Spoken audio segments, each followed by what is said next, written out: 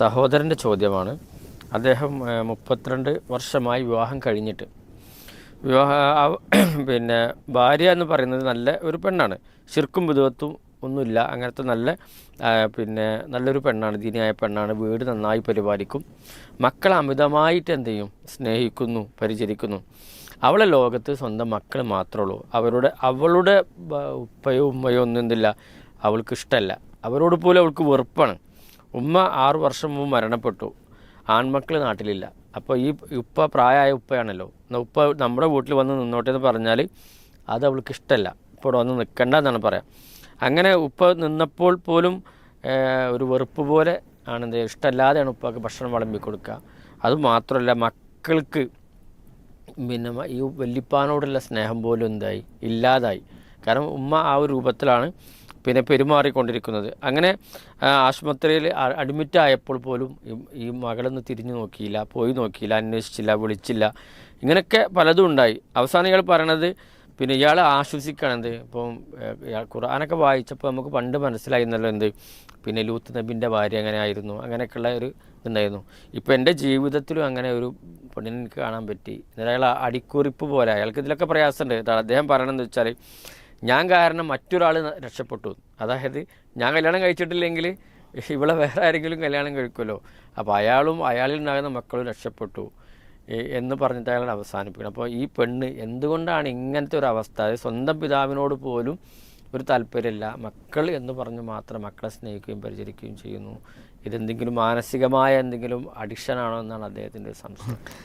നമ്മളിപ്പോൾ എന്താ വെച്ചാൽ, ഈ സ്നേഹം, അനുകമ്പ, അതേപോലെ തന്നെ പരിഗണന, ഇങ്ങനെയുള്ള നല്ല മാനുഷിക ഗുണങ്ങളുണ്ടല്ലോ, അതിപ്പോൾ ആരോടും പ്രകടിപ്പിക്കണില്ലെങ്കിൽ നമുക്ക് എന്ത് ചെയ്യാൻ പറ്റും, അതൊരു അസുഖത്തിൻ്റെ ഭാഗവും ഒരു സ്വഭാവപരമായ പ്രശ്നം. ഇതിപ്പോൾ മക്കളെ അവർ നല്ലോണം സ്നേഹിക്കുന്നുണ്ടല്ലോ.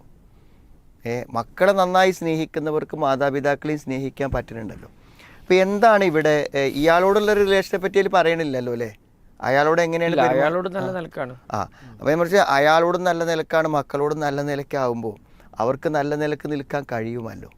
അപ്പോൾ ഇത് അവരുടെ സ്വപ്നത്തിനും അവരുടെ കാര്യങ്ങൾക്കും അനുസരിച്ചുള്ള ഒരു ലൈഫ് മക്കളിൽ നിന്നും ഭർത്താവിൽ നിന്നും കിട്ടുന്നതുകൊണ്ട് ആ ബന്ധം പുലർത്തി പോകുന്നു.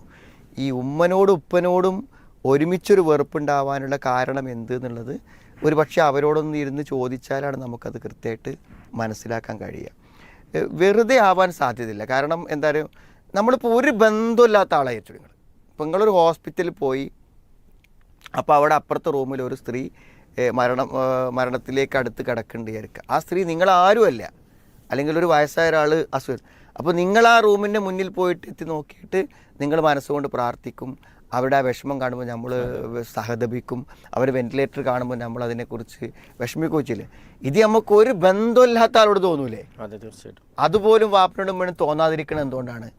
അപ്പോൾ അവിടെ എന്താണെന്ന് വെച്ചാൽ ആ ബന്ധങ്ങളിൽ എന്തോ കാര്യമായ പ്രശ്നം നേരിട്ടിട്ടുണ്ട് നമ്മൾ മനസ്സിലാക്കുന്നത്. അപ്പോൾ അങ്ങനെ ഉണ്ടെങ്കിൽ ഇവൾക്ക് ഇങ്ങനെ പെരുമാറാൻ പറ്റുമോ വെച്ചാൽ പറ്റൂല. ഇസ്ലാമികമായി അവർ ചെയ്തതൊക്കെ എന്താണ്?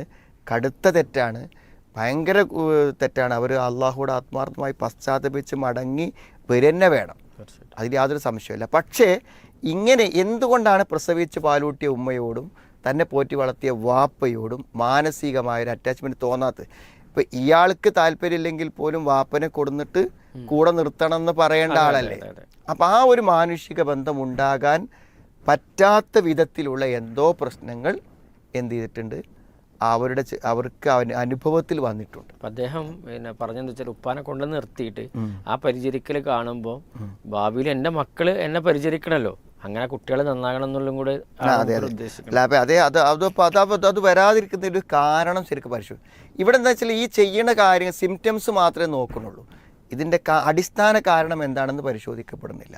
ഈ സ്ത്രീ ചെയ്തത് ഒരു നിലയ്ക്ക് നമുക്ക് ന്യായീകരിക്കാൻ പറ്റില്ലെങ്കിലും സ്വന്തം പിതാവും മാതാവും ഒരു മരണത്തിൽ കിടക്കുമ്പോൾ പോലും അവർക്കൊരു അറ്റാച്ച്മെൻറ്റ് തോന്നാതിരിക്കാൻ മാത്രം എന്തൊരകലമാണ് ഇവർക്കിടയിൽ സൃഷ്ടിക്കപ്പെട്ടത്, അതിൻ്റെ കാരണം എന്താണ് എന്ന് പരിശോധിക്കപ്പെടാൻ അനിവാര്യമാണെന്ന് എനിക്ക് തോന്നുന്നത്.